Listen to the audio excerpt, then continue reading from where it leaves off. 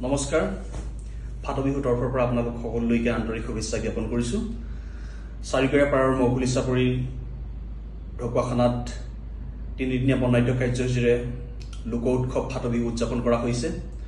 অহা ২৭, ২৮ আৰু ২৯ বহাগ ইংৰাজী লেখেৰে ১০, ১১ আৰু ১২ মে এই তিনিদিনীয়া বিস্তৃত কাৰ্যসূচীত অসমৰ বিভিন্ন বিশিষ্ট ব্যক্তিসকলে অংশগ্ৰহণ কৰিব।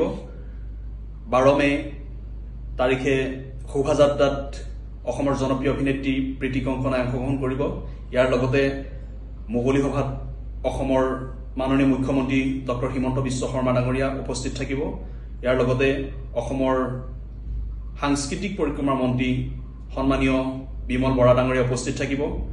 ইয়াৰ লগতে উপস্থিত থাকিব বিহু সম্ৰাট সোমনাথ বৰা ওজা, দিগন্ত শইকীয়া, লোক সংস্কৃতিৰ সাধক, সন্মানীয় মাজুলী সাংস্কৃতিক বিশ্ববিদ্যালয়ৰ উপাচাৰ্য ডক্টৰ নিৰুদ্ধ বৰুৱা ডাঙৰীয়া।